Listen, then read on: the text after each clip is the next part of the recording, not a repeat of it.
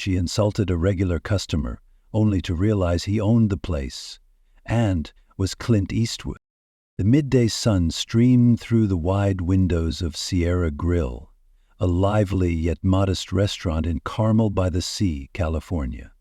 It wasn't a luxury establishment, but it had a charm of its own, part rustic, part modern. A local favorite, especially on a warm Thursday afternoon. For Megan, a 23-year-old waitress barely scraping by, charm wasn't enough to ease her frustration. Her shift had been a disaster from the moment she clocked in. "Table 7 needs extra dressing," called a coworker. Megan didn't even glance up as she scribbled another order onto her notepad. Her ponytail swayed as she moved briskly between tables, juggling complaints about overcooked steaks, splitting checks, and missing drink orders. To make matters worse, 3 different customers had stiffed her on tips in the past hour, leaving her nothing but a handful of coins. By the time an elderly man in his 80s wandered in and quietly settled at a corner table, Megan was already in a foul mood. He didn't look like someone who cared much for appearances. A slightly wrinkled flannel shirt, faded jeans, and a worn Stetson resting beside him. His boots had clearly seen years of dusty roads. Megan took one look at him, her lips curling in mild irritation. "Great," she mumbled under her breath. "Another one who'll order coffee and leave me $1. But she couldn't ignore him forever. A coworker nudged her, whispering, "You've got table 12. Megan sighed, grabbed her notepad, and forced on her well-practiced smile as she made her way over. "What can I get you today?" she asked, her voice tinged with impatience. The man glanced up, his sharp eyes studying her for a moment. Something about him felt oddly familiar, but Megan couldn't quite place it. "Just a burger," he said, his voice deep and slightly gravelly. It carried a quiet authority, as though it demanded respect without even trying. "Burger, got it. Anything else?" Megan asked, tapping her pen on the notepad. "No, ma'am." He tipped his hat slightly. She rolled her eyes as she turned away, muttering, "Ma'am, really?" under her breath. Still, as she entered the kitchen, she couldn't shake a strange feeling. Unlike the usual rude, demanding, or dismissive customers, this man was different. There was something about his presence, a quiet confidence, as if he was watching and waiting for something. Megan shook it off. Just another table, another order, another $1, nothing more. Or so she thought. A few minutes later, Megan returned with his burger, setting the plate down with less care than usual. She was running on fumes, her patience stretched thin. "Here you go," she said, brushing a loose strand of hair from her face as she placed a ketchup bottle beside his plate. "Anything else?" The man studied the burger, then glanced up. "No, this looks just fine, thank you." His words were polite, but there was a firmness in his tone that made Megan feel oddly self-conscious. She hesitated, uncertain why she hadn't moved to the next table yet. Something about his unshakable composure irritated her. Everyone else in the restaurant was either complaining, snapping their fingers, or hurrying around in a frenzy, but not him. "You're not from around here, are you?" She leaned against the table, unable to help herself. "No, I'm not," he said simply, slicing his burger in half with precise, deliberate movements. "Thought so," she replied with a smirk. The hat gave it away. "Looks like you just stepped out of an old Western movie." For the first time, the man smiled.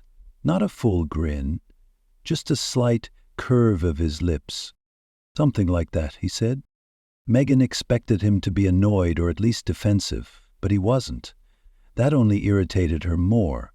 She was tired of being polite, tired of biting her tongue. "You know," she muttered, lowering her voice like she was sharing a secret, "most people around here don't show up looking like they just came off a ranch." The man didn't answer immediately. He took a slow bite of his burger, chewing thoughtfully. Then, after a pause, he said, "I guess I'm not most people." His words were simple, yet they carried a weight Megan didn't expect. She felt a flicker of embarrassment, but quickly buried it. "Well, enjoy your meal," she said, pushing off the table before he could respond. She was certain she'd had the last word. Yet, as she cleared a nearby table, she felt his gaze on her, not in a creepy way, but with a look that made her feel evaluated, judged even. It was unsettling, and she couldn't figure out why it bothered her so much. But something about that look would soon alter the course of her day and her life in ways she never imagined. The lunch rush slowed and the restaurant grew quieter. Megan finally had a moment to breathe. She leaned against the counter, scrolling through her phone while keeping an eye on her tables. Her gaze drifted to table 12, where the man was finishing his meal. He wasn't in a rush, sipping his water and casually glancing around the restaurant with quiet curiosity. "Hey, Megan," her coworker Danny said, passing by. "Isn't it weird how calm that guy is, like he's just soaking it all in?" Megan shrugged. "Yeah, well, some people have all the time in the world." Danny chuckled. "Maybe he's famous or something. He looks familiar, doesn't he?" Megan rolled her eyes. "Famous? Yeah, right. If he's famous, then I'm the Queen of England." Danny raised an eyebrow but didn't push the topic. Megan wasn't in the mood for silly theories. Instead, she grabbed the bill for table 12 and walked over, determined to make the exchange quick. "Here's your check," she said, placing it on the table with a polite but faint smile. "Whenever you're ready." The man glanced at the check but didn't pick it up immediately. Instead, he looked at her, his sharp eyes locking onto hers. "Do you enjoy your job?" he asked, his tone calm yet deliberate.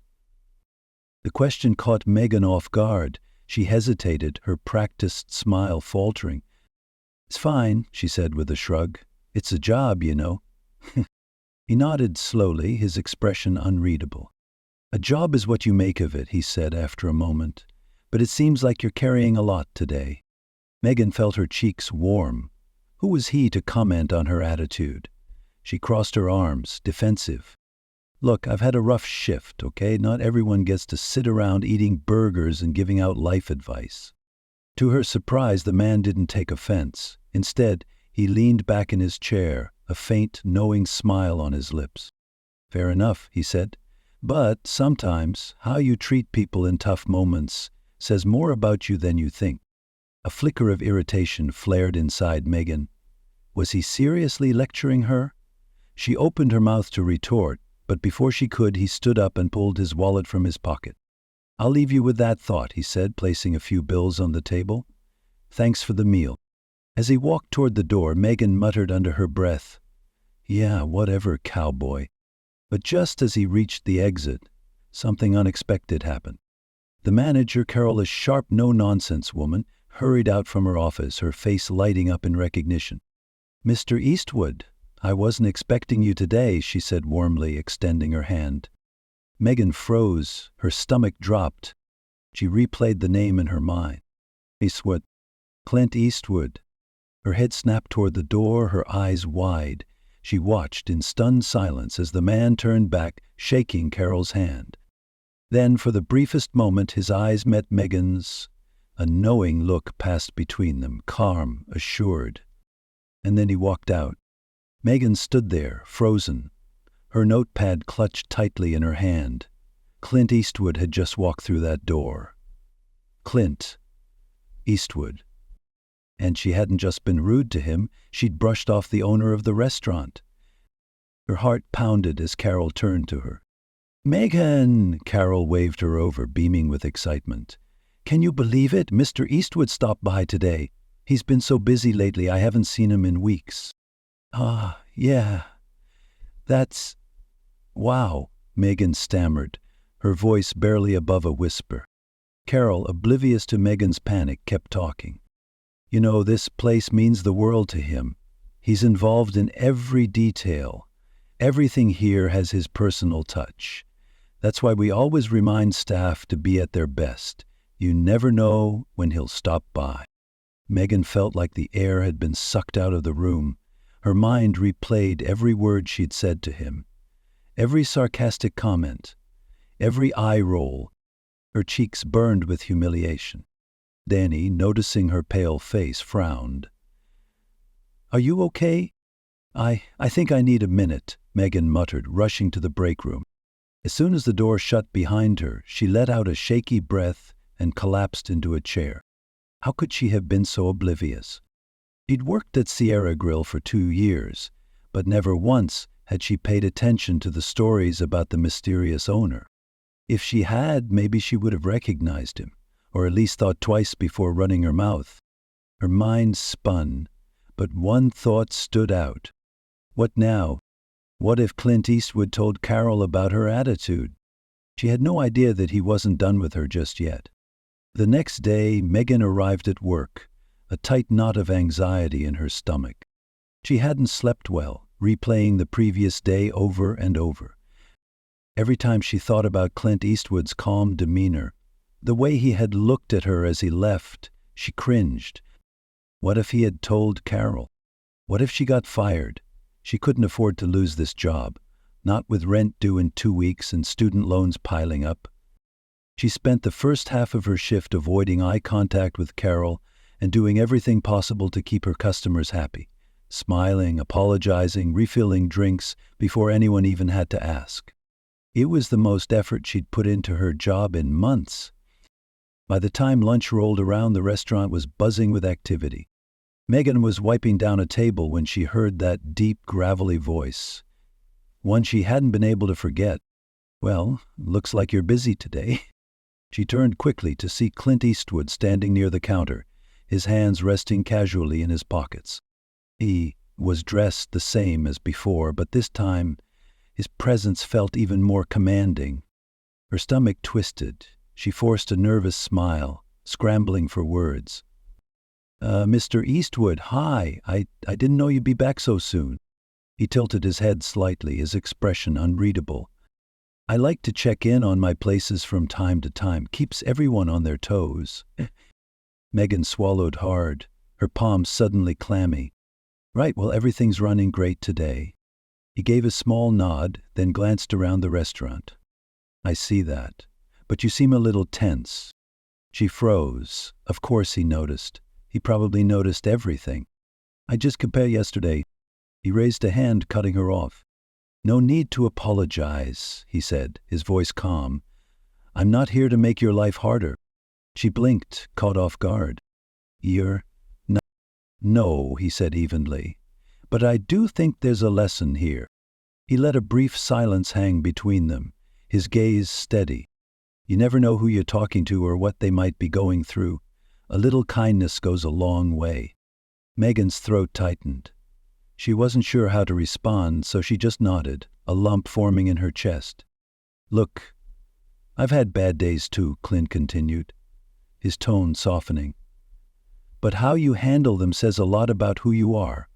And trust me, people notice." She felt her face heat up. His words weren't harsh, but they struck deeper than any scolding ever could. He wasn't trying to humiliate her. He was trying to teach her something. "Thank you," she said quietly, her voice barely above a whisper. "I mean it." He gave her a small smile. "You're welcome. Just remember, every interaction is an opportunity. Use it well." With that, he tipped his hat and walked out, leaving Megan standing there, overwhelmed with emotions. For the first time in a long time, she felt something unexpected, the desire to be better. Over the next few weeks, Clint's words stuck with her. They replayed in her mind every time she stepped onto the restaurant floor. Every interaction is an opportunity. Use it well. At first, she wasn't sure how to change. She wasn't the type to fake a bright smile or gush over customers like some of her coworkers. But Clint's calm demeanor and quiet wisdom had struck a chord. She didn't have to pretend to be someone else. She just needed to show a little more patience, a little more care. So she started small. When a stressed-out mom with 3 kids knocked over a soda, Megan didn't sigh or roll her eyes. She grabbed a rag, smiled, and said, "Don't worry, it happens to the best of us." When an elderly couple asked her to repeat the specials 3 times, she didn't let her frustration show. She explained them patiently, even adding her own recommendations. And the most surprising part? The more effort she put into treating people kindly, the better she felt. One evening, near the end of her shift, Carol called Megan into the office. Megan's stomach twisted with nerves as she stepped inside, bracing for the worst. "You've been here a while," Carla said, folding her hands on the desk, "and I've noticed a change in you lately, a good one." Megan blinked, unsure how to respond. "Oh, thank you." "I don't know what brought it on," Carol continued, "but whatever you're doing, keep it up. The customers have noticed too. One of them even left a comment card praising your service." Megan felt a swell of pride and disbelief. She hadn't expected anyone to notice her efforts, let alone acknowledge them. As she left the office, a small smile tugged at her lips. She still had a long way to go, but for the first time in a long time, she felt like she was on the right path. That night, as she locked up the restaurant, her eyes flicked to the sign out front. This wasn't just a job anymore. It was a place where she could grow, learn, and maybe even make a difference. And she owed it all to the quiet cowboy who had walked in on a busy afternoon and taught her a lesson she'd never forget. Because sometimes the smallest interactions have the biggest impact, and every moment is a chance to become someone better. If this story inspired you, hit the like button and share it with someone who could use a little encouragement. And don't forget to subscribe for more real-life lessons and stories that remind us all to be a little kinder every day.